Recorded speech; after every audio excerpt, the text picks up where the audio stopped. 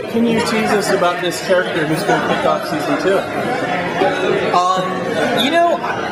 I really can't tease anything because I'm not a big fan of casting breakdowns being news releases. Like, that's obviously not how they're intended, so I'm going to go with no comment. Leading into the finale then, we know you're working on it now. Yes. What excites you the most about the finale?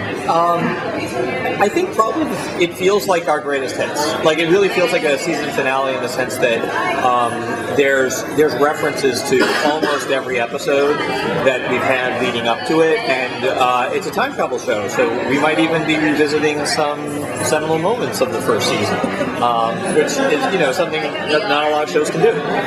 So that's really, really exciting to me, and I think I'm really excited about it. We're shooting the finale right now. We've got another week's worth of shooting left, and I'm excited. Like, I really think it could be a really special episode because it feels as all finales should, as a capper.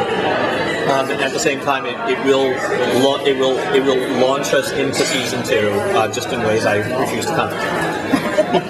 So what have you been most proud about with this first season? Oh gosh, getting through it. No, in all honesty, because here's the thing, like, we did something that was not easy to do, which is we did a 2-part crossover with Arrow and Flash, which actually, from a scheduling perspective, was really a 3-way crossover because we had to crossover characters who were appearing in Legends in the 2 crossover episodes, and like Steven appeared in Legends, and so Neil McDonough, and which also appeared on Flash. So from a scheduling perspective, oh, and by the way, this is all happening while we're producing a 2-hour pilot of a show of this magnitude. Like, so honestly, I'm probably proudest of the fact that we pulled it off. I'm also proud of the fact that, given the fact we didn't have the opportunity to, normally you do a pilot and then you take a break and then you start filming the series like 3 months later. We drove straight into episode 3, so I'm just excited that it actually all works as well as it does. It's kind of a small miracle.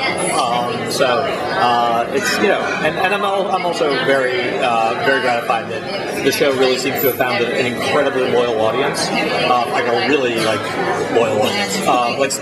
Like nothing changes the ratings. It's like this all the time, which is wonderful. And I think people they're finally sort of seeing what we always knew, which is the first 2 hours don't give you a good indication of what the series is. The series is a lot crazier even than those 2 hours, and every episode is different, and that's fun and exciting.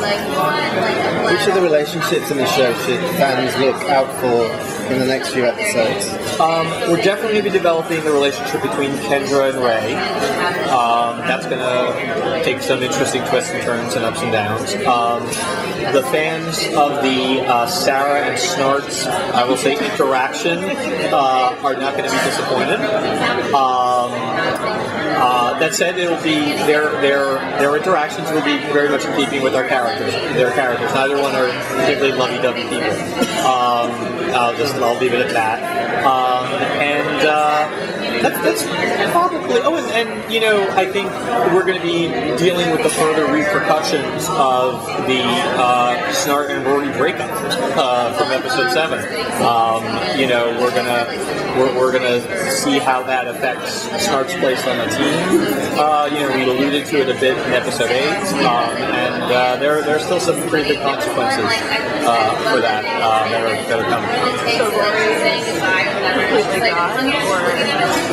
It looked like he was killed at the end of episode 7. Now that said, I will say it's a time travel show. So the fact is that death on this show is very different because you can jump backwards in time to the period before Rory dies to be him during season 1 of Flash. I'm not saying that's what we're doing. I'm just saying that's what we could do. And you'll have to see. Ra's al Ghul is going to be in Thursday's episode. Can you tease us anything about that? So much fun to have Matt Mabel back. He's absolutely terrific. There are probably at least 2 crazy applause-worthy moments for fans of Ra's al Ghul and fans of that mythology, as well as fans of Arrow. Two moments I think audiences will be really like clapping their hands and excited about. You'll see one of them actually in our sizzle reel later on tonight. Are we looking forward to any more characters from the comics, like Jonah Hex? You'll definitely be seeing some more. There's at least one more character from the comics who's pretty major who will make an appearance before the end of the year. I'm trying to think.